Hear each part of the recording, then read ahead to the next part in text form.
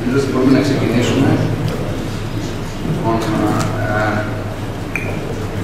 αξιότιμοι κύριε Πρίτανη, αξιότιμα μέλη του Συμβουλίου του Ιδρύματος, αξιότιμοι κύριοι Αντιπριτάνες, κύριες και κύριοι κοσμήτορες, αγαπητοί συνάδελφοι, αγαπητοί φοιτητές και φοιτήτριες, κυρίες και κύριοι, αξιότιμοι κύριε Ροζάκη.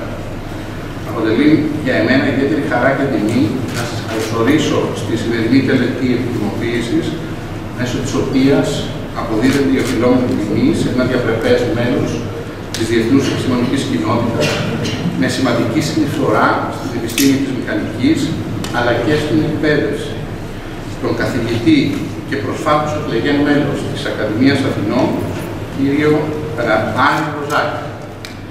Και χωρίς περαιτέρω καθυστέρηση, ήθελα να καλέσω κύριο Πρίτανη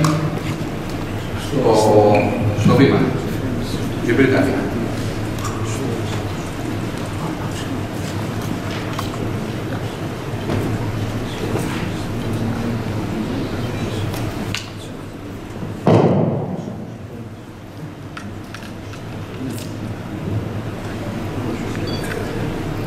Καλησπέρα σε όλους. Κύριε Πρίτανη, κύριε Αντιπριτάνης, αξιότιμα μέλη του Συμβουλίου Διοίκησης, αξιότιμοι κύριε Ροζάκη, κύριε Ροζάκη.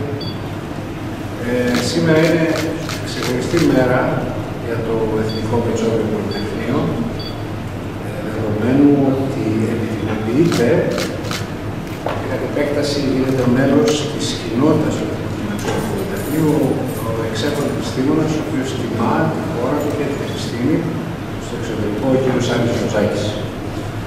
Ο κύριος Ροζάκης γεννήθηκε στην Αθήνα το 1956. Αποφοίτησε από το Κολέγιο Αθηνών, πήρε το πτυχίο και το μεταπτυχιακό του σε Masters of Arts από το Πανεπιστήμιο της Οξφόρδης και απέκτησε το δίπλωμα και το διδακτορικό του δίπλωμα στη μηχανική των υλικών και κατασκευών από το Πανεπιστήμιο Μπράουν του Λίμπα. Το 1982 εξελίγει επίκουρος καθηγητής στο Τεχνολογικό Ινστιτούτο της Καλιφόρνιας. Ως το μέλος του Ινστιτούτου προήχθησε βαθμίδες του αναπληρωτή καθηγητή και του καθηγητή το 2004 και το 2004 έλαβε τον τίτλο του καθηγητή της έδρας Θεοδόρ Βον Κάρμαν του Τμήματος των Μεταπτυχιακών Εργαστηρίων Αεροναυπηγικής του Τεχνολογικού Ινστιτούτου της Καλιφόρνιας. Το 2005 ήταν διακεκριμένος επισκέπτης καθηγητής στο τμήμα Terre Atmosphère Océan στην École Normale Supérieure στη Γαλλία. Το 2008 κατήχε την έδρα Άστορ, διακεκριμένο επισκέπτη καθηγητή στο Πανεπιστήμιο της Οξφόρδης. Στις αρχές του 2018 ήταν κάτοχος της έδρας Simpson, διακεκριμένο επισκέπτη καθηγητή στο Πανεπιστήμιο Northwestern και της έδρας Nanyang, διακεκριμένο επισκέπτη καθηγητή στο Nanyang Technological Institute στη Σιγκαπούρη, θέση την οποία διατηρούσε και σήμερα. Κατά τη διάρκεια της σταδιοδρομίας του, ο κ. Ροζάκης τιμήθηκε με πληθώρα βραβείων, μεταξύ των οποίων τα βραβεία Τιμοσέγκο, Βον Κάρμαν, Έλγκεν, Θεοχάρη και Καζάρη. Επίσης είναι μέλος πολλών ακαδημιών επιστημών, μεταξύ των οποίων της Εθνικής Ακαδημίας Επιστημών των Ηνωμένων Πολιτειών της Αμερικής και της Ευρωπαϊκής Ακαδημίας Επιστημών, ενώ είναι αντεπιστήμων μέλος της Ακαδημίας Αθηνών. Το ερευνητικό έργο του κ. Ροζάκη αποτυπώνεται σε σειρά μεγάλου αριθμού υψηλότερης στάδας επιστημονικών δημοσιεύσεων σε κορυφαία επιστημονικά περιοδικά και σε μεγάλη ποικιλία ερευνητικών περιοχών.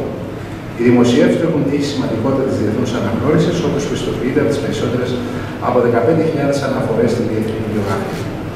Η επιστημονική συμβουλή του κ. Ροζάκη περιλαμβάνει ερευνητικά πεδία σχετιζόμενα με την πειραματική, θεωρητική και αριθμητική μελέτη της δομικής αξιοπιστίας των υλικών, της στατικής και δυναμικής τράφης των υλικών, της απόκρυψης σε flexoelasticity, την απόκριση υλικών σε flexoelasticity, αυτό μεταφράζεται ως κάμπτο ηλεκτρικών υποπροϋποθέσεις, μεταφράζεται έτσι, υπό τη δυναμική υποδυναμική φόρτιση, της αντοχής των υλικών σε κρούσεις υψηλών ταχυτήτων, καθώς και της κατανόησης της φυσικής των σεισμικών αισθητών και διαρρήξεων των σεισμικών ρηγμάτων.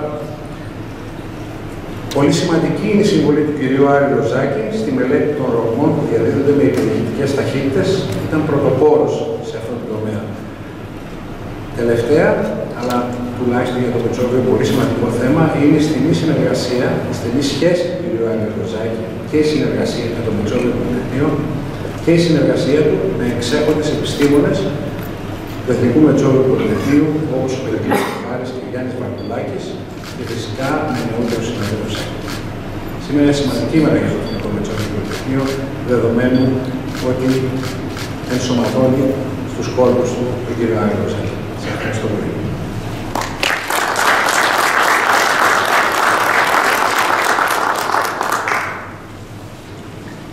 Μήτωρας της Σχολής Εφαρμοσμένων Μαθηματικών και Φυσικών Επιστημών, ο καθηγητής Ιωάννης Γράφτης, παρακαλώ.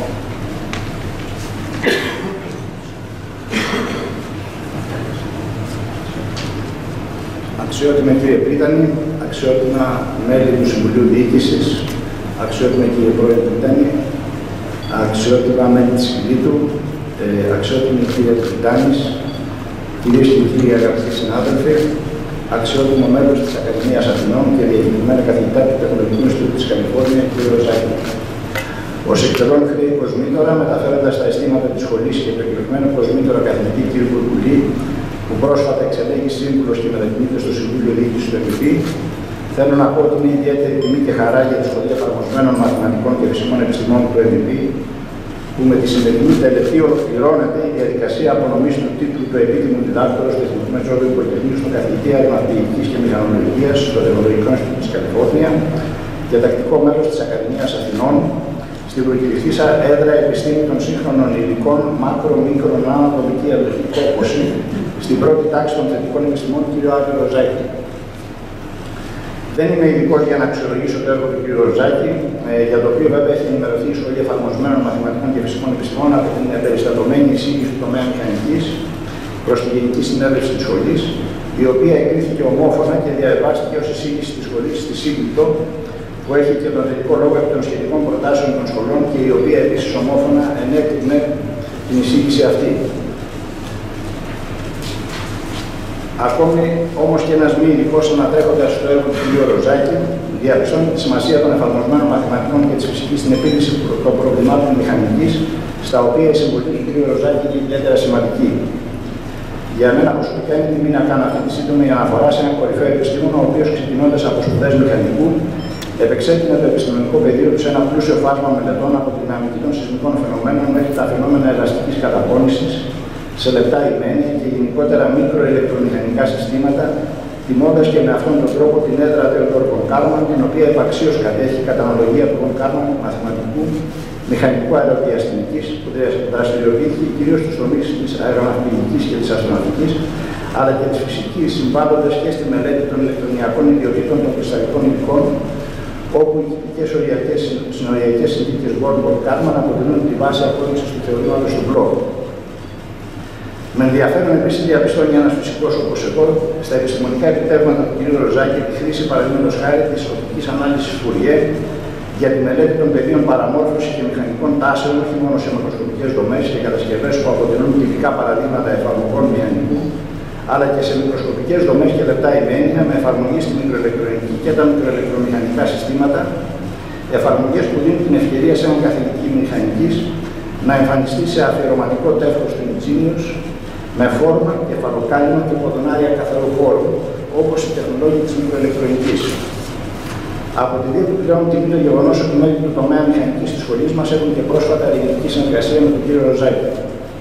Με βάση το βιογραφικό του τιμόμενου που θα μας παρουσιάσει αναλυτικά αμέσως μετά ο καθηγητής του τομέα μηχανικής κ. Χαράλαμπος Γεωργιάδης, αισθανόμαστε ότι η σχολή μας αλλά και το Εμφε τιμούν απολύτως τεκμηριωμένα έναν εξαιρετικό επιστήμονα και άνθρωπο και εντάσσουν στη πορεία των επίτιμων διδακτόρων ένα νέο μέλος, για το οποίο είμαστε απόλυτα πεπισμένοι ότι τιμάμε τη σειρά του τη σχολή και το ίδρυμά μας. Ολοκληρώνοντας, θέλω να εκφράσω τις ευχαριστίες της σχολής στους καθηγητές κ. Γεωργιάδη, Γιαννακόπουλου και Εξαδάκτυλο και τα υπόλοιπα μέλη του τομέα μηχανικής που εργάστηκαν συστηματικά για την επιτυχή ολοκλήρωση της σήμερα καταπονούμενης διαδικασίας. Ευχαριστούμε επίσης όλους εσάς που μας τιμάτε τη στιγμή αυτή με την παρουσία σας, καθώς και τον προσωπικό και γραφείο του Γραφείου Δημοσίων Σχέσεων για την πολύτιμη βοήθεια στη σημερινή τελετή. Ευχαριστώ.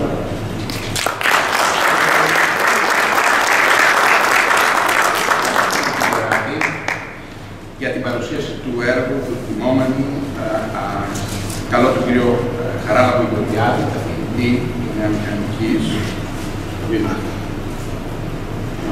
Σας ευχαριστώ.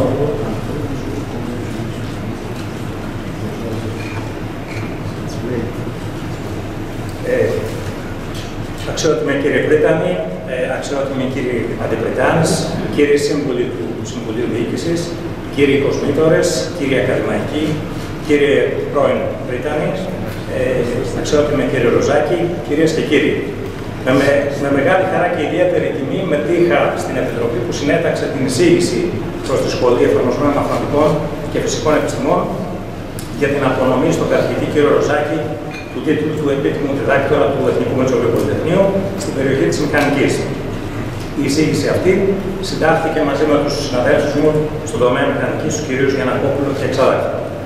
Θα αναφερθώ συνοπτικά στο έργο του καθηγητή κ. Ροζάκη και κυρίως θα επιμείνω στα βασικά σημεία της προαναφερθήσας εισήγησης.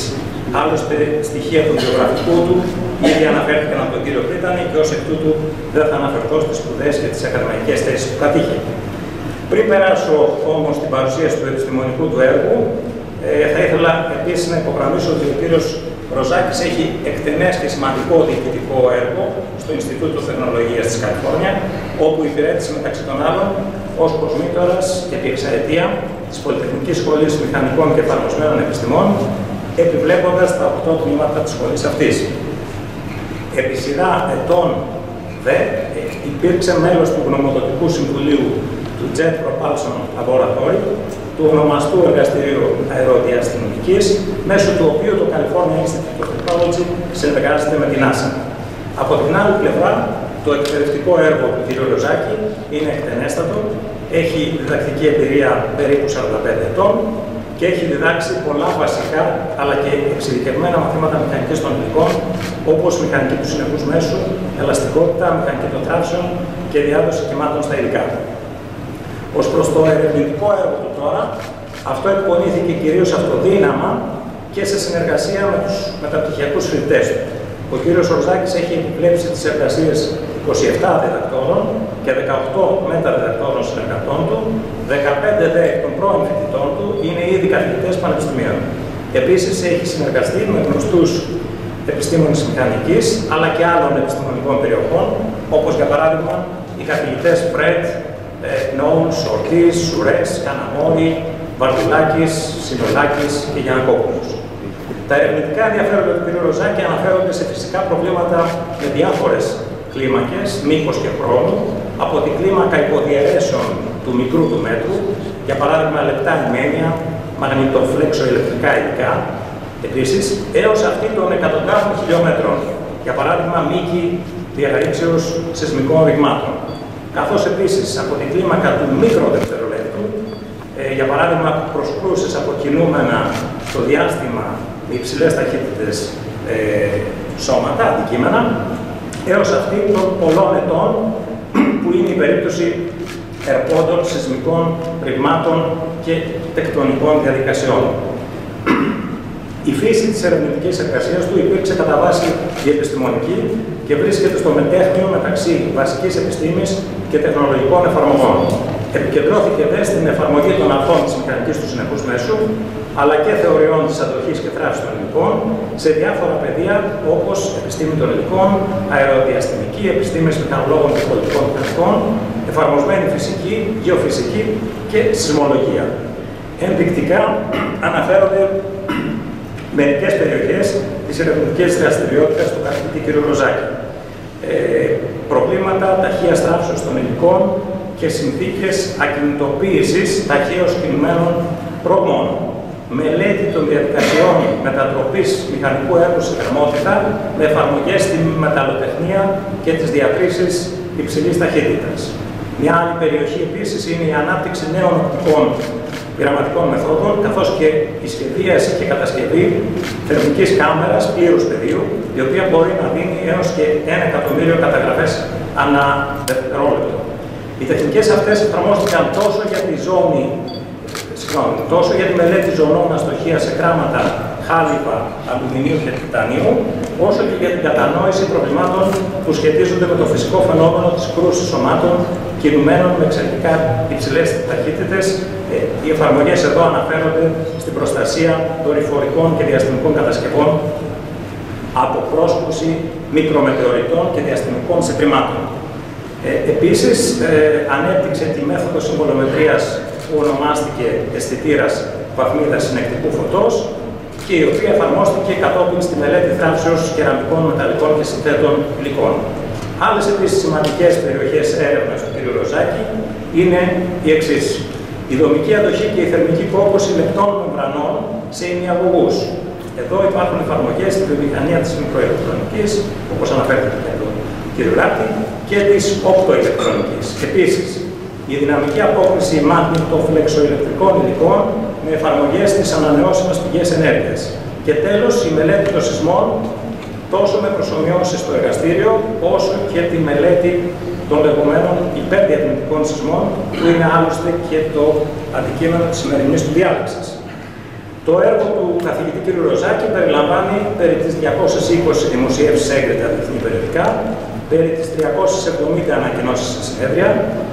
Επίσης, έχει διοργανώσει ο ίδιος 28 συνέδρια, υπήρξε editor πρακτικών 10 διεθνών συνεδρίων και guest editor σε 6 ειδικές εκδόσεις περιοδικών διεθνούς κυκλοφορίας. Τέλος, είναι κάτοχος 13 διπλωμάτων ευρεσιτεχνίας στις ΗΠΑ. Η ευρύτατη αναγνώριση αυτού του έργου τεκμηριώνεται και από τα εξής. Ο κ. Ροζάκης έχει δώσει περί τις 200 διαλέξεις κατόπιν προσκλήσεως. Αυτές είναι είτε κεντρικές διαλέξεις σε συνέδρια, είτε διαλέξεις σε πανεπιστήμια.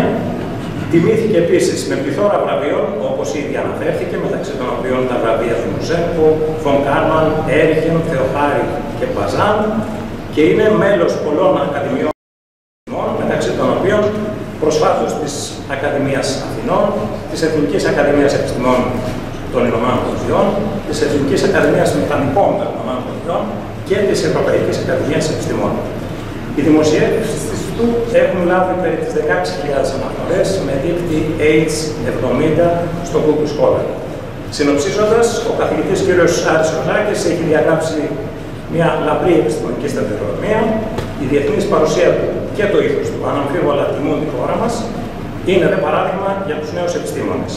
Το έργο του έχει λάβει ευρύτατη αναγνώριση και έχει δώσει πολύ σημαντικά αποτελέσματα στην περιοχή της μηχανικής και των εφαρμοσμένων επιστημών.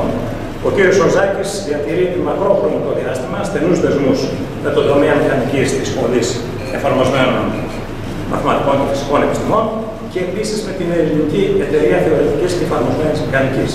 Πιστεύω δε ότι μετά και τη σημερινή απονομή του τίτλου του επίτιμου διδάκτορα, οι δεσμοί αυτοί μεταξύ του Εθνικού Μεσογείου Πολυτεχνείου και του California Institute of Technology θα συσφιχθούν ακόμη περισσότερο, διαμορφώνοντας προϋποθέσεις ακαδημαϊκής προόδου και εξωστρέφειας των φοιτητών μας. Σας ευχαριστώ.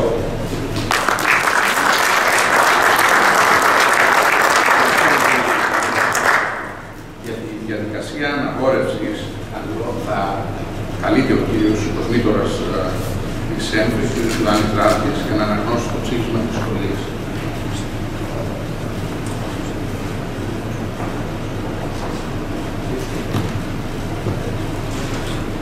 Εθνικών Μετσόβιων Πολυτεχνείων. Ψήφισμα εις των εφηρμοσμένων μαθηματικών και φυσικών επιστημών σχολής τύχη αγαθή, πριτανεύοντας εν το Εθνικό Μετσοβείο Πολυτεχνείο Ιωάννου Χατζηγεωργίου, προσδοτεύοντας δε εν των εφηρμοσμένων μαθηματικών και φυσικών επιστημών σχολή Ιωάννου Ράτου, έδοξε ομοφόνος στη σχολή Άρινο Ροζάκη, ακαδημαϊκών της Εναθήνες Ακαδημίας καθηγητή του εν Πασαντένα Ινστιτούτου Τεχνολογίας της Καλιφόρνια. Μάλιστα δε περί την επιστήμη νεοτερίζειν εν διατρίψαντα τα της θεωρητικής και εφηρμοσμένης μηχανικής, πολλής δε και καλής γράμμαση και ευτυχή διδασκαλία, εν της καθημάς φυσιολόγης της επισουφία θαυμαζομένης πρωτεύσαντα, επενέσεται και της των εφηρμοσμένων μαθηματικών και φυσικών επιστημών σχολής επίτιμων διδάκτορα αναδείξε. Τον δε της σχολής Κοσμήτωρα εν τη αιθούση τη μεγάλη, αναγνώντα και τα στιμάς ανήκοντα, επιδούνε αυτό το ψήφισμα τότε. Εγένετο Αθήνη ημινός Δεκεμβρίου 11η, έτη 3ο και 20ο και δισχυλιοστό στη γεννήσεως. ότι στον εφηρμοσμένο μαθηματικών και φυσικών επιστημών του Σχολείου Κοσμήτωρ του Ιωάννη Ζάπτη.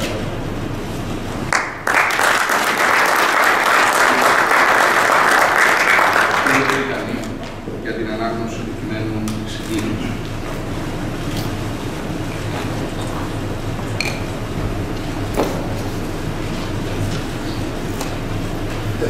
Ελληνική Δημοκρατία, Εθνικό Μετσόβιο Πολυτεχνείο. Βρυτανεύοντος, το Εθνικό Μετσόβιο Πολυτεχνείο Ιωάννου Κ. Χατζηγεωργίου, καθηγητού των Αρχηγών και Μηχανολόγου Μηχανικό Σχολή, Ιωάννου Ράπτη, καθηγητού και κοσμητεύοντος δε των εφαρμοσμένων μαθηματικών και φυσικών επιστημών σχολή, Άρην Ροζάκη, ακαδημαϊκών της Εναθήνες Ακαδημίας και καθηγητή του Ελπασαντίνα Ινστιτούτου Τεχνολογίας της Καλιφόρνιας, από δόγματος ομοθήμου και στον εφαρμοσμένο μαθηματικών και φυσικών επιστημών σχολής και στους επίτιμους διδάκτορας ενέκρινε. Εγένετο Αθήνηση μηνός Δεκεμβρίου, 11η έτη, 3ο και 20ο και της 1000 από Χριστού Γεννήσεως. Πρίτανης Ιωάννης Χατζηγεωργίου, ότι στον εφαρμοσμένο μαθηματικών και φυσικών επιστήμων σχολής Κοσμήτωρ, Ιωάννης Ράπτης.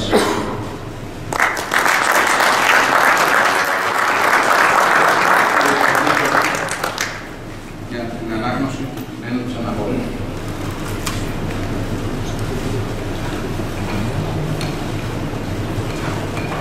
Εθνικών Μετσόβιων Πολυτεχνείων. Αναγόρευσης. Επειδή των εφηρμοσμένων μαθηματικών και φυσικών επιστημών σχολή του Εθνικού Μετσοβίου Πολυτεχνείου Άρην Ροζάκη, ακαδημαϊκών της Εναθήνες Ακαδημίας και καθηγητή του Ελπασαντίνα Ινστιτούτου Τεχνολογίας της Καλιφόρνια, επίτιμον διδάκτορα απευθύνατο, το δε πιτάν ταύτα έδωσε, εγώ, Ιωάννης Ράπτης, καθηγητής και κοσμήτωρ και των εφηρμοσμένων μαθηματικών και φυσικών επιστημών σχολής, εμένων εις του Πανεπιστημίου Νόμης και της συμμετέρας σχολής Δόγμαση, Άρην Ροζάκη, εις τους επιτήμους της σχολής διδάκτορας αναβορεύω και πάσης αυτό τας προνομίας, τας το αξιώμα τόδε παρεπομένας απονέμω αυτό. Εγένετο Αθήνης ημινός Δεκεμβρίου 11η, έτη 3ο και 20ο και της 20 από Χριστού Γεννήσεως, ότι στην εφηρμοσμένων μαθηματικών και φυσικών επιστημών σχολής Κοσμήτωρ, Ιωάννης Ράπτης.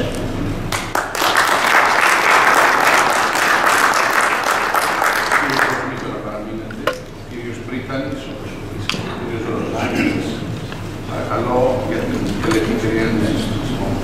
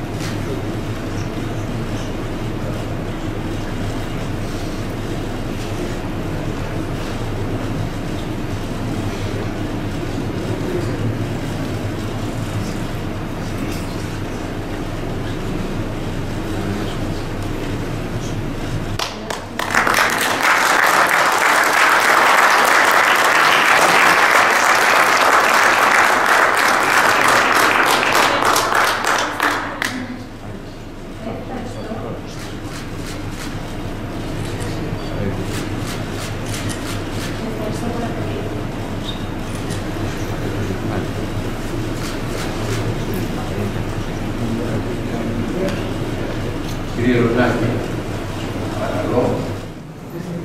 Πριν αρχίσω την ομιλία μου, θα ήθελα πρώτα να ευχαριστήσω θερμά για την ιδιαίτερη αυτή τιμή της αναγόρευσής μου τον πρίτανη καθηγητή κύριο Χατζηγεωργίου, τον τέος πρίτανη κύριο Μπουτουβή, τα μέλη της Εκκλήσης, τον κοσμήτωρο της Σχολής Εφαρμοσμένων Μαθηματικών και Φυσικών Επιστημών κύριο Ράπτη, τον νέο Σωσμήτρο Βουλή και τα μέλη του τομέα μηχανικής της σχολής. Επίσης, τους στενούς συνεργάτες μου στον τομέα μηχανικής.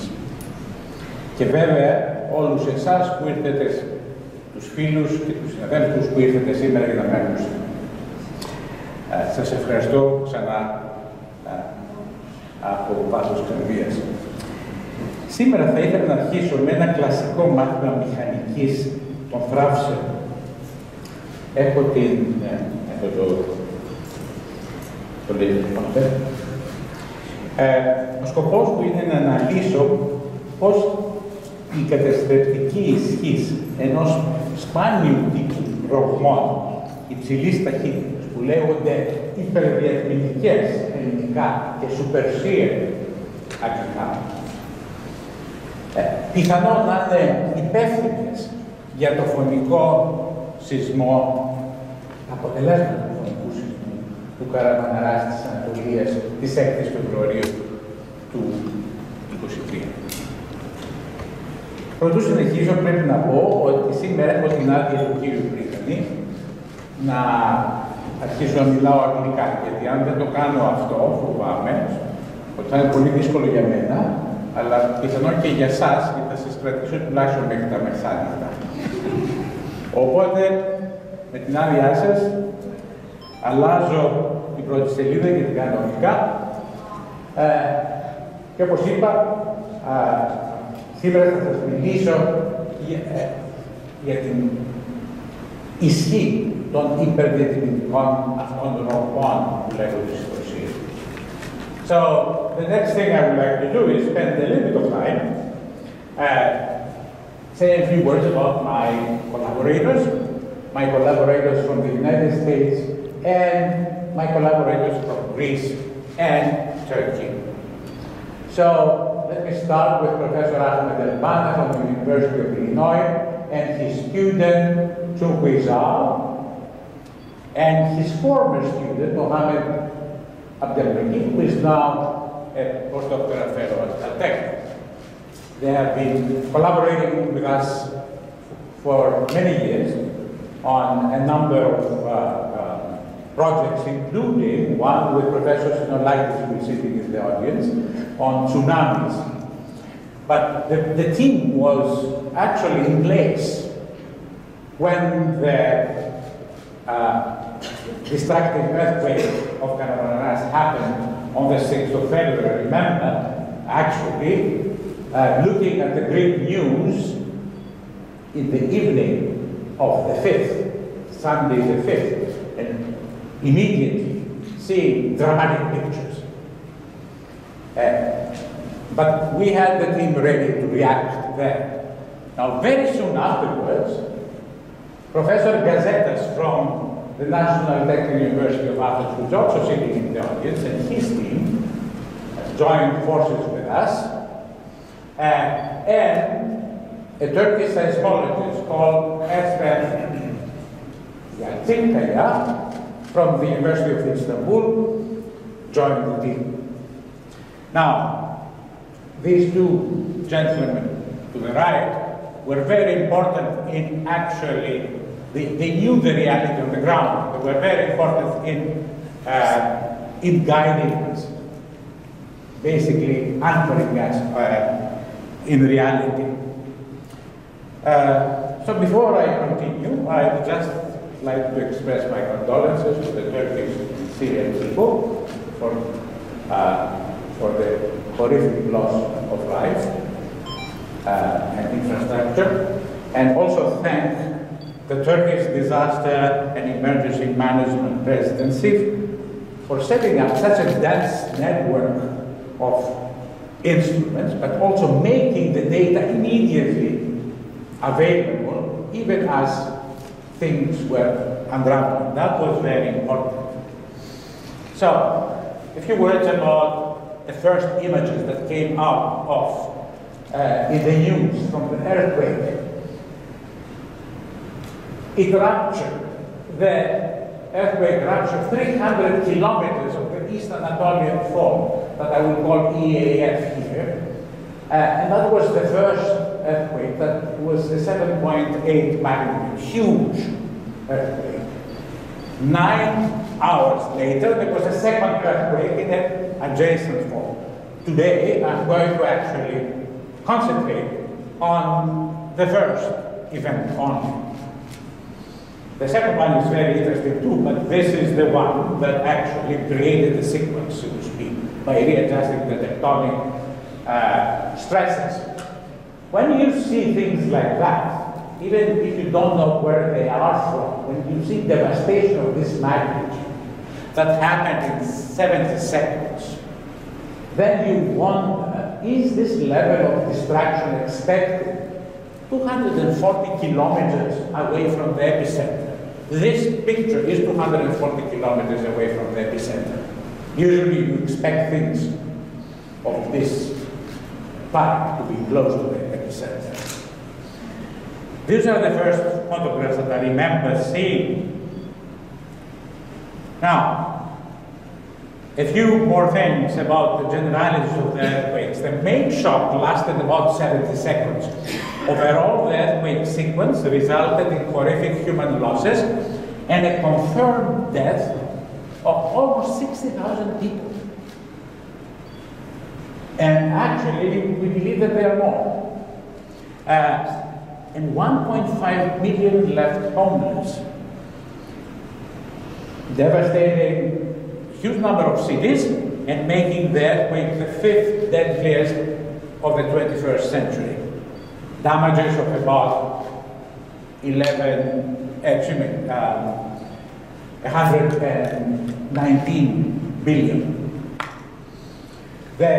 So perhaps I'm biased because I have been studying very fast supershear eruptions for a long time, but when I saw this and started digging into the population centers and the proximity to the fault and where the worst damage happened, I started suspecting immediately the possibility of these very fast supershear eruptions being the culprit for this. Now, of course, that needed proof.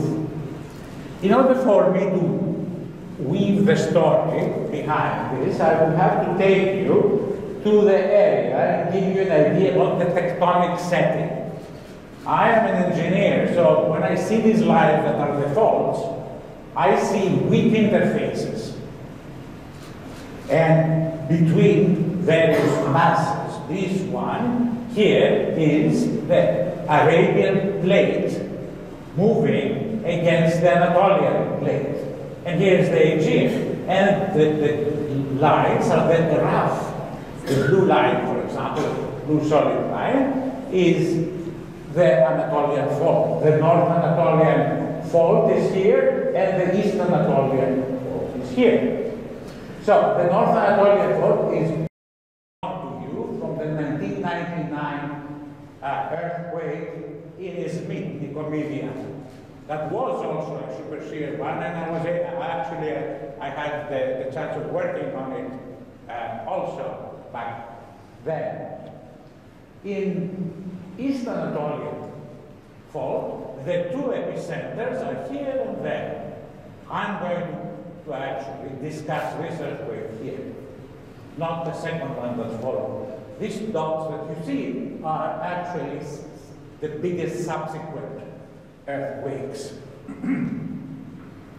Let me zoom in a little bit, because now I'm taking you, actually I'll go out 1 second, I'm taking you to this region. You see the Gulf of Alexandretta here, and I'm going to take you there.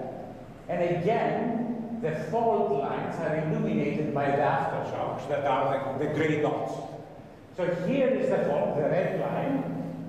You see, it's quite straight. It has branches, of course, as all faults do. This is the Gulf of Alexandretta. Here is Antiochia, and Antakya in Turkish. And here is the hypocenter, the epicenter of the 7.8 earthquake. So let me start explaining to you the way, again, an engineer, a fracture mechanician would look at this. I look at these ruptures on a fault has actually a zipper that moves very fast along the fault line, unzipping the fault in shear though, not in opening.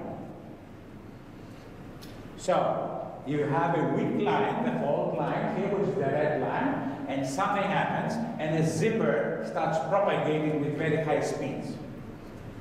The speed is very important to the emitted energy. So you could have a case in which it starts here, it zips along this small line, and goes to the right and left, and continues to unzip. So energy is not concentrated only in the hypocenter, but it may actually be emitted, that it is, around areas where the speed and the decelerations and accelerations of this zipper will emit more energy very far away from the hypocenter. Now, what is very interesting about this picture to me, again as an engineer, not as a seismologist, because I'm not a seismologist, is that I have local stations. You see the green stations here. The green stations are very close to the fault, of the order of 1 to 3 kilometers away. And when the whole thing is 300 kilometers, they are practically on the fault. That means, like if I am in my lab and I have strain gauges distributed all along here. And that's a very rare situation. And I'm going to say that again and again, that this is the only case, and this is because of the Turkish seismological authorities, that they have instrumented this very densely, and that's very important for the argument. Seismologists depend on teleseismic data hundreds of kilometers away or thousands of kilometers away and inversion processes. We are not going to do that. Our mechanistic approach depends on local measurements where the rhapsody or actually the zipper has an influence on the location of the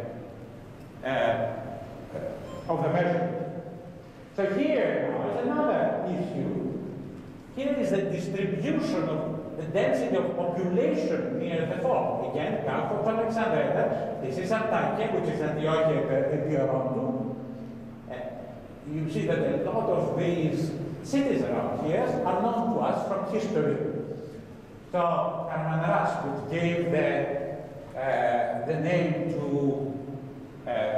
to the earthquake in late Roman time, was called Germanicia. From Caligula, that was called Germanicos because of his military successes. Here, Gaziantep, and we are going to see some of the ruins here, it's called Antiochia Epirondou, and Aleppo in Syria is there. The point here is I would like to show you again a more idealized version of the fault, which was published by USGS. This is the beginning of the zipper, and here I would like you to think of a highway where the zipper will travel like a car, and the car will start from here like the on-ramp to the highway. Η είσοδος στην εθνική, it will gain speed, and then it will go to the right and left, or it would only go to the right. We don't know yet. And then it will unzip the right part and will unzip the left part all the way to Antakya. And you look at the population density, you get an idea. So we were very unlikely here that we had dense cities all along the faults. You get a sense of what happened in Malatya. That is actually, let me remind you, Malatya is Melitini, and very close to the fault. All of these cities suffered huge losses, and also rich heritage was lost you see a mosque in Malakia, you see the castle in Gaziantep. And it's interesting, those of you that like castles, like me, you see that the way it looked just before and the way it looked afterwards, the possibility of destroying these walls gives you a sense of the energy that was released. Now in Antakya, you see a mosque and you see the Greek Orthodox Church there, and you see the devastation in the city from the photographs. Okay, enough of this. Let me go to the science. The specific questions I would like to answer. What was the event? Why was the event so destructive? Especially very far from the hypocenter. Number one, why did the rapture jump from the little fault that you saw there, called the gnarly fault, into the highway, into the East Anatolian fault? And the final question is, could this level of destruction have been associated with the appearance of very fast zipper speeds, super shear zipper speeds? That means the zipper was moving faster than the shear wave speed of the surrounding rock. Remember, in solids we have two wave speeds, unlike fluids. We have the pressure wave speed, like fluids, but we also have the shear wave speed. There are two characteristic bulk wave speeds. Now, we suspect that the occurrence of super shear, the presence of shear mass cones, really affected this in areas, affected the built environment in areas where we had big density of populations. And the difference, our ability to prove or not to prove this, depends on the existence of many records very close to, as I said before, very close to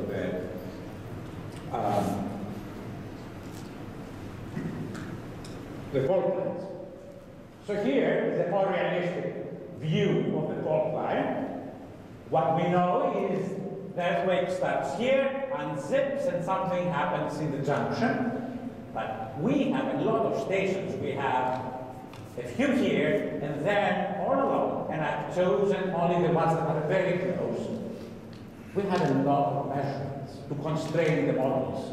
So we can look here at every one of these, and we can see whether we have the zipper moves fast or moves slower, so to speak, and radiates different amounts of energy. I will explain the color code later. But I would like to start from the beginning, how it starts, and how it triggers the rest. So this little fault here is called the gnarly fault, and it is a fault that is not a mature one, like the East Anatolian fault. It was almost unknown. Nobody would expect that the earthquake would start there, but it did. And it propagated and then crossed these stations. If I actually give you the detail of this, there are actually 3 stations here. And there is station 4615 and these 2. And I will call these twin stations because they are practically on top of each other. They are 2 different instruments. They are 30 meters apart. To the scale of the earthquake, this is on top of each other. And I like this as an engineer again. I like this because I have, on the same location, 2 instruments measuring practically the same thing. And if it is indeed the same thing, then I have reproducibility, repeatability of the measurement. So I can trust them. Nobody can say, oh, why the station was not working. So, this is very rare. It is rare enough to have near fault measurements, to have 2 of them. 30 meters apart was extremely rare. This is a So, let me tell you what these stations showed very early on. We're speaking a week after the earthquake. There are your two stations, the twin stations, and in red is one of them, and in black is the other one. And what do I show you here? I took the seismograms in acceleration, resolved them along the gnarly fault orientation, integrated them and obtained the velocity record. And here is the fault parallel velocity, and here is the fault normal velocity record. So it is manipulated, it has an assumption. That's why there is an error in what I assume to be this resolution. So when you see this, and you have done many experiments, some of which I will show you later, you see something unusual. You see the jump. This is the fault parallel velocity, this is the fault normal. The jump from here to that, the first jump in fault parallel velocity is actually bigger than the jump in the fault normal velocity. And this is highly unusual. It's almost a no-no. Why? Because normal rupture speeds that are below the shear wave speed have the opposite characteristic. The fault normal velocity is jumps are bigger than the fault parallel. And here we have the opposite. So this is a smoking gun. But let me now take you away from the field for 1 second and take you to the lab and show you, finally, tell you what a super shear rupture is. Because I have been saying things with zippers and things like that, but I want to actually define it a little bit better and show you one in action. That is the one that I actually observed in 2004 with Professor Canamori, the director of the seismo lab at Caltech, many years ago, when we actually did an experiment. Took two pieces of plastic, put them together in compression and shear, and loaded them. And along this frictional interface. You see, this is the load here, this is the inclined interface, and we induced an earthquake. And you'll see it in a second. We pressed the button, and of course we're looking with a technique called photoelasticity. You see, I want you to think of this line here as being an experimental surrogate of the fault, a straight fault in this particular case. So let me start pressing the button, and you will see something happening. You see P waves emitted, actually. Let me go back for some reason. Okay. But you see within them S waves, and as I continue, and I will continue once more, there is nothing remarkable about this. This is textbook, because there is the earthquake, the S wave here. The rupture, the zipper has gone from here to there, from there to there, and zipping to the right and left. But the speed of the zipper is lower than the shear wave speed, which is, so this concentration of stresses is below the surface, is before the surface. This is what you would learn in a seismology class. But if I continue, what you will see very soon is something happening in front. So something went faster than the circle, which is the shear wave speed, and went ahead.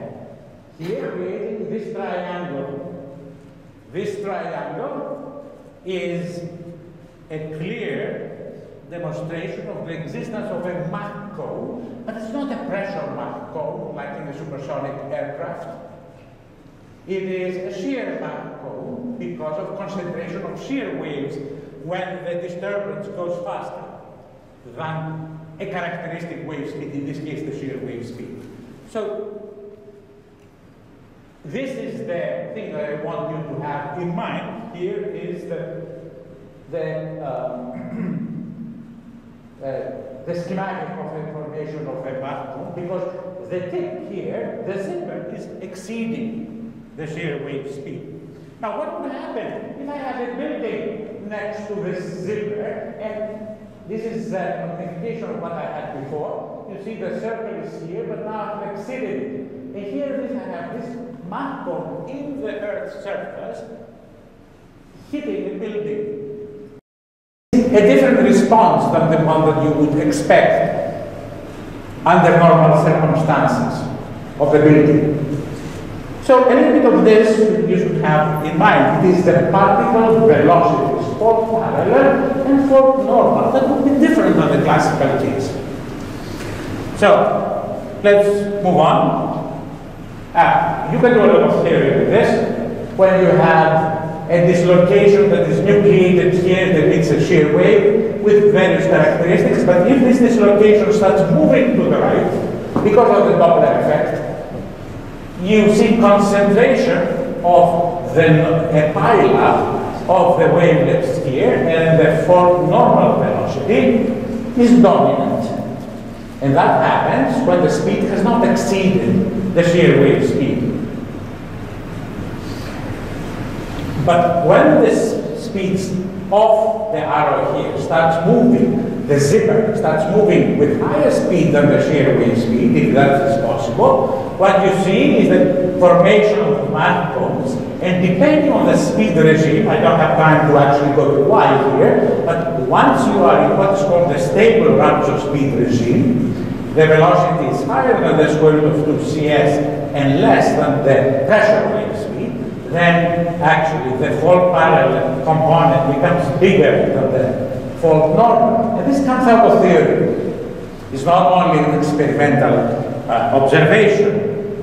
And you can actually do a lot of mathematics there, and again, I will not bore you, but I would like to show you just a few highlights.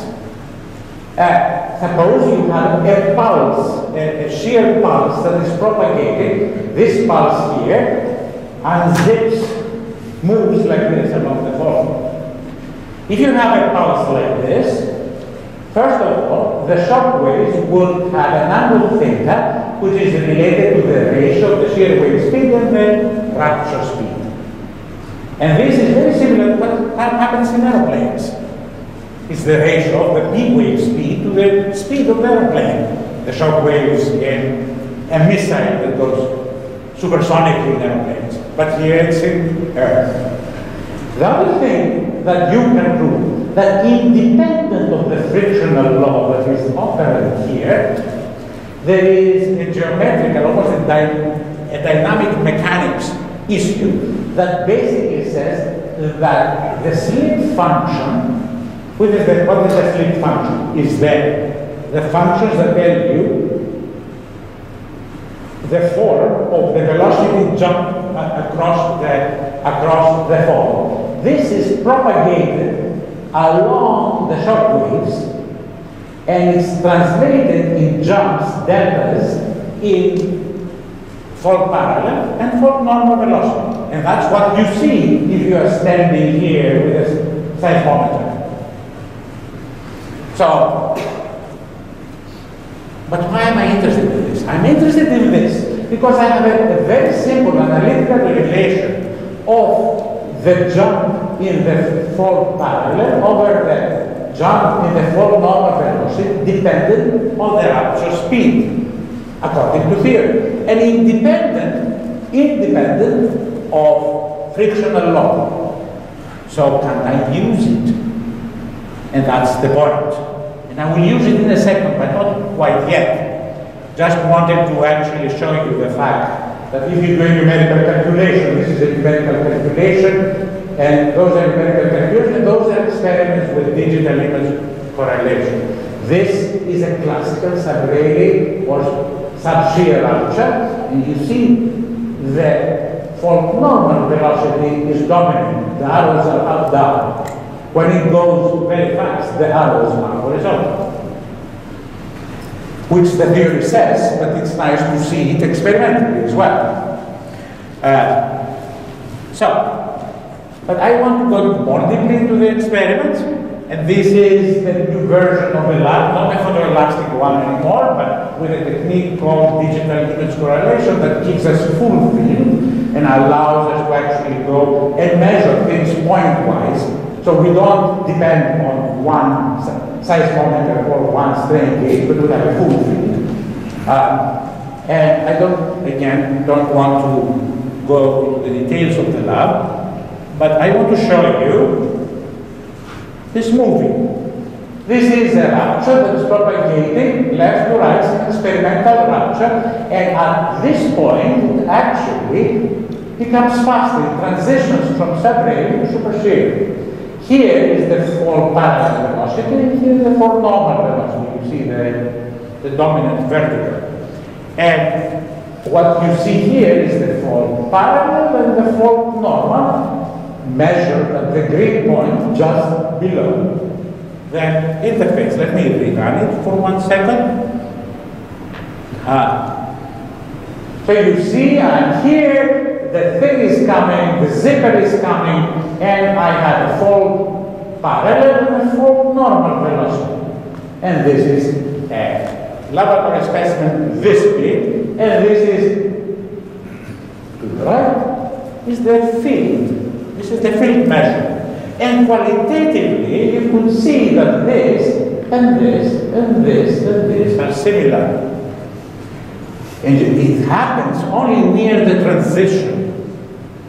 And here it is, again, repeated basically. But the experiment, of course, is a different scale, time scale, and spacer scale. One is microseconds, millions of a second, and this is seconds. It is the form that we are comparing. So, this is to give you a sense of why did we ever suspect this, because we have seen these things in the lab, so to speak. So let me go back to the theory and to the measurement of the twin stations. I have the ratio of this to this from the twin stations. I can go to my theoretical analysis that I showed you just before, and this gives this ratio as a function of normalized rupture speed. So in theory, what is the ratio of this to this, the jump? This is 1.2, I go there and I find the rupture speed. And I don't need an inversion, I don't need anything, I need a local measurement. If I have one, if I'm lucky, I will use it. And here is the rupture speed, and the rupture speed, the analysis shows that the rupture speed is 1.55 times the shear wave speed, which is almost 90% of the P wave speed. So it is intersonic between the two, but very close to the sonic, to the P wave speed. So why is this important? What we have shown so far is that the rupture, the zipper starts unzipping here, and at one point it transitions to superserial, because it's not born superserial, it's born normal. And when I'm looking at the twin stations, it has already done so, and actually here are the twin stations, and there is a Mach cone, and I'm approaching the East Anatolian fault as like a supersonic aircraft. So my Mach codes are going to interact with the East Anatolian fault, which makes it actually favorable to rupture, to transition to that East Anatolian fault and to rupture that fault as well. If the first transition did not happen, it could be that that way may not have happened. So that's one thing. Here, well, can I find out when the transition happened? I know that when I saw it, it was already superserial, because the ratio of these two was 1.2. But can I actually calculate when it happened? So here is the calculation, which is a trivial calculation basically on speeds. I know that from the epicenter to here, it went very closely to the radio wave speed, because all earthquakes do. It's a very good assumption. Then at one point, at the transition length LT, it transitions to supershear. I know the speed there. I just calculated it. So, the time of arrival of the shock wave Ts is equal to the time for the first part plus the time of the second part. This is just trivial. You can solve for the transition length. Why am I doing all of this? It's interesting, okay, it transitioned so many kilometers before that station. But there was another piece of land there. So let me go and look this many kilometers behind. So it transitioned actually, LT is 19.5 kilometers, and I know the distance of the twin station and can go back and find out what is happening there. And I'm lucky. What is happening there is that is pure luck. No science. What was happening there was that there was another station exactly at the transition point. So it said, before we actually looked at the other station, that you should have a transition there. So we looked at the station. It is very rare. You see, we're not in the lab here where engineers would put, it just happens. It's very rare to have this. Here, if you look at these two sides from that whole parallel fault normal, and you ignore this part here, you will see the usual sub-Rayleigh, sub-shear propagation of the normal earthquake. But then you look closely, you see a little blip.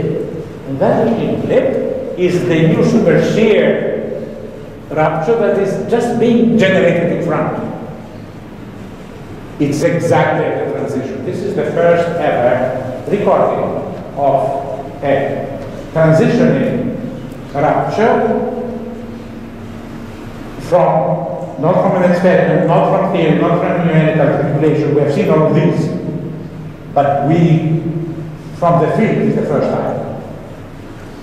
So, and it's not up to me, because the terms, it's instrumental. The only thing we would do is to just recognize it. So, I don't want to spend too much time reviewing, but remember we have the twin stations where the thing has transition, and we have the previous station which is exactly at the transition point. What can we do with all of these? Well, I can play games. I can actually find the depth of the hypocenter. How can I do that? Well, I know exactly a lot of things about these things now. I know what that distance is of this. This is now depth. You see, the hypocenter is somewhere at depth. It emits B waves. They come here, and I know the distances because I just calculated them from my stuff that I showed you, and the rest is just Pythagoras. D is L1 squared minus X1 squared. The square root of. Here you get a hypocenter of 10.9. Is that a good hypocenter? Well, there have been many versions, and they all try to find the hypocenter. And let me show you, every week after the earthquake, USGS was updating the hypocenter. The first estimate from teleseismic was 17.9 kilometers depth. The second one, and there were many in between, it was 10 kilometers. Well, 10.9 with 1.8 kilometers error is not too bad from a Mickey Mouse analysis. And also was a Mickey Mouse analysis. It was just Pythagoras. So, I think now I should go and finish with the real earthquake. I did so far with this part, only with this part. How can I actually actually make use of all these other nice all this nice data that I have along the whole Eastern Anatolia fault. I'm lucky, I can do it. I can actually use the same arguments, and I'm not going to bore you with that. Go station by station and look at form parallel, form normal, and compare them with experiments of the same type, which we do. And you can see that, for example, this station is actually a sub-Rayleigh station, a classical slow station, the blue one. And another station there near Antakya. It's a very superficial station in which you see the fault parallel being much bigger than the fault normal. And then, it was around the time that George Gazettas sent me an email, and that is his email, basically. This is the communication. He also sent me a very interesting report with details of all the stations very early on, and I think you were one of the authors. So here it is, he says, notice in particular the peak ground velocity for parallel is 1.9 times the peak ground velocity for normal. And 1.9 is very excessive. However, it shows that there's a total craziness of this. And this is here, and this is Antiochia. So, what are we going to do? We're going to take this and we are going to start at the junction. We're going to go to the junction and use mechanics now. We have used mechanics already, but now we're going to use more mechanics. So, what do I know? I don't, since I'm a mechanician, I need to know the constitutive laws of the bulk, I need to know the frictional laws, there is a fracture resistance, in order to do fracture mechanics, as I do here, as I do in the composite material. So, here is the Eastern Anatolia fault, this is the Narli fault. I have enough to actually find, if I assume the form of a rupture, of frictional law, to get an idea to bind this, so that the resulting calculation will give me a transition the way I calculated it. So, we choose the parameters of the friction of the Narli to be such that the incoming rupture transitions at 19.5 kilometers from the epicenter after nucleation, and also propagates at the speed that we measure. We can do that in a forward calculation. And how do I do that? Because I have, in the past, we have derived formulas that give you the transition length as a function of the parameters of the frictional law. This is the dynamic friction, the static friction, the dynamic friction, the area here is the fracture toughness. And I don't want to go to the details. I also know the tectonic setting. I know the principal stresses sigma 1, sigma 3 from previous studies of that area, so I know the mechanics problem. So I solve it and I manipulate the parameters so that it gives me what I observed physically. I set those. Now I go to the junction and I ask the question. I don't know the parameters of the Eastern Anatolian fault. Why? Because one was a mature fault and the other one was a fresh fault, different frictional parameters. What I know is that at the junction, the rupture will go to the right and later it will go to the left. I know that from the timing of the stations. So I can bound the properties of this by actually creating phase diagrams for the rupture to the right and the rupture to the left. And these phase diagrams have the ratios of the fracture toughness of the incoming to the ongoing. And they have this strength parameter S that has to do with the frictional characteristics. I don't want to go into the details. The point is that I actually go and make hundreds of calculations. Those are forward calculations with the geometry, with different properties, what I need to collect are the ones that allow you to trigger the main earthquake in the main fault. But the incoming situation is always constant. I know where I have transition, I know that I'm going with this speed towards the junction. So let me run it. The first case, the parameters are such there is no propagation to the right, it stops. So you see, start to see, you saw a little triangle after the transition, which was the super shear. In the second case, there is a super shear now. It is generated to the right and it goes to the right. Different parameters, ratio parameters. The third case, it goes to the right, nothing to the left, but you have to be patient. There is the super shear upside to the right, whereas Malatia, but something is now forming. And there is actually a delay associated with that, where the seismograms, actually, there was a delay between the various stations that was reported.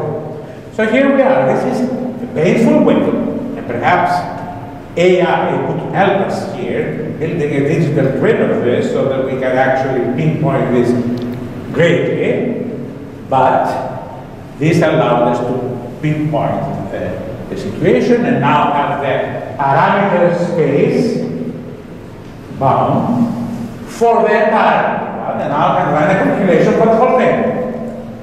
Because now, starting from this, as they say in Greek, from onychos ton leonta, starting from just the little fault, we have bound the parameters of the big fault, at least as an approximation. So let me run it for you. I know the tectonic state, it's a boundary value problem of rupture, and I'm going to just press the button. And you're going to see something happen. Here it is. Sabrelli, Sabrelli, Sabrelli, Sabrelli, then super shear. You see the triangle going down to the right. Malati is here. Nothing happens to the left for some time, as we said,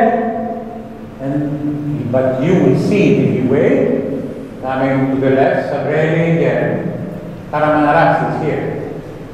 But with great intensity, this butterfly, which is the singularity, increases in intensity, turns, as it turns, there are waves that are dissociated and they go in the other side of the Gulf of Alexandretta, it goes down, very normal, passes stations where we know that we have normal Sabrelli situation, but then when it gets here to the complexity, you will see it accelerating ahead. And in the end, you will see clearly the shock wave angles here. And this is the poor city of Antalya. So, the same thing, but near Antalya. Let me just show you the thing coming to Antalya, if I can get it to run.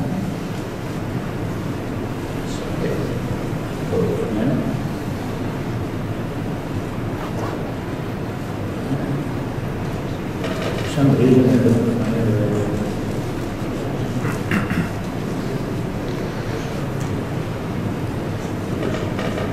That's your phone. Did I? Okay. Then you here, I think. Here is.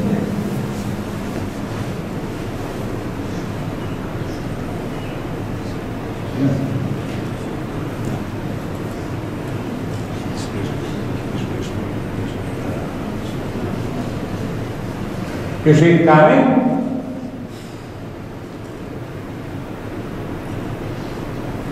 And again, being very strong here and going in various parts of the branches as super shear. So we're almost there.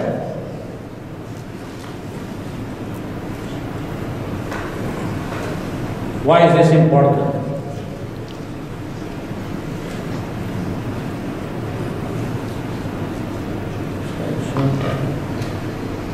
Okay, why is this important?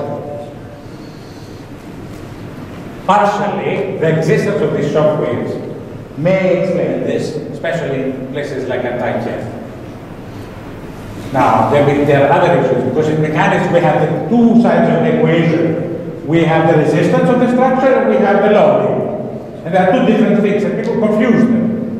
So it could be that this structure was very badly built and they did not obey code.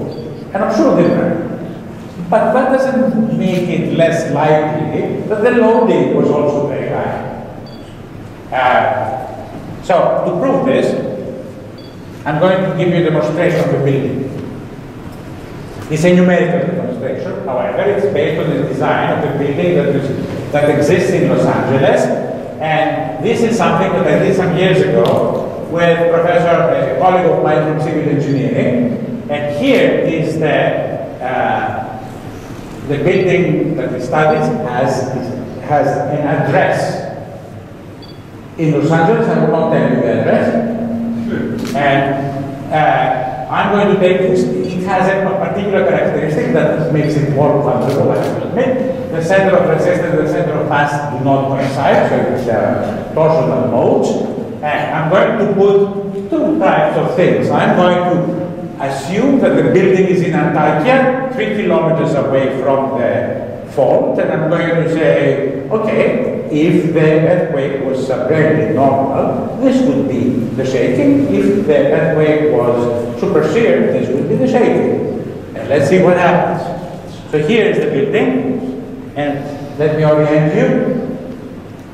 The building is standing here, 3 kilometers from the fault here. And this is a transition super shear, and this case is the normal case of the subradial rupture, again 3 kilometers, the same building. And here you have the penthouse, the top view. You will see it shaking in a second. So, here it is, it started. You see the counting. Here it is. You will see this first, because the super shear rupture comes first. You see the fault parallel movement first, not the fault normal. The fault parallel moves first, and then behind it goes the fault normal movement, because there is something called a trailing railing after transitioning. And this collapses. The other one, and I'm going to write it once more because I concentrated on the super shear one. The other one is the subradial case, the normal case. And let's concentrate on this one. Here you will see the fault normal first, and then the fault parallel.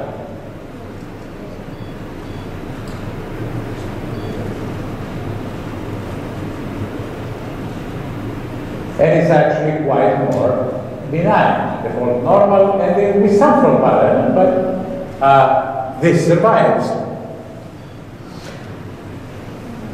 Now, this is really what I wanted to do at this point.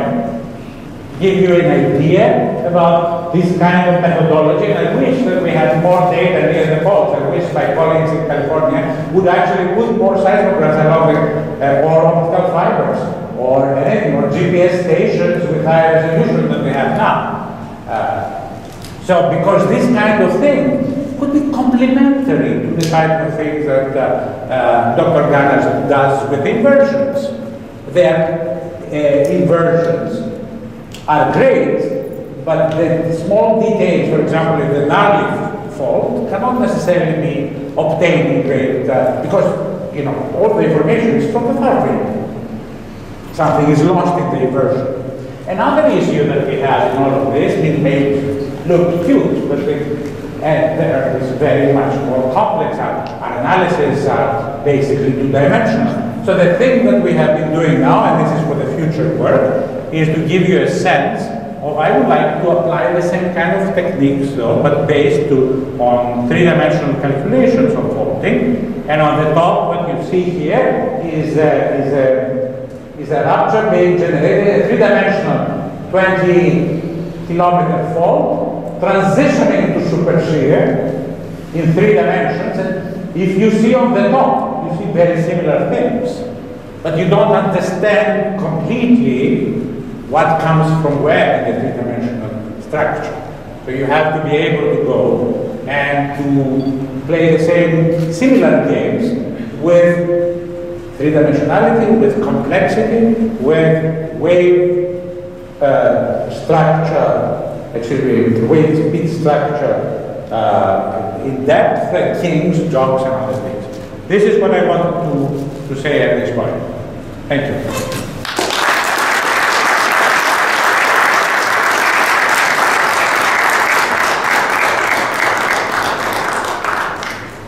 Thank you, Professor Ροζάκη, for this so inspiring lecture. Oh, okay, I'm sorry. This is ευχαριστούμε τον κύριο Ροζάκη για την παρουσίαση. Σε αυτό το σημείο θα ήθελα να καλέσω τον κύριο Κοσμήτορα και αμέσως μετά τον κύριο Βρήτανη για την επίδοση των περγαμηνών και μεταλλίων.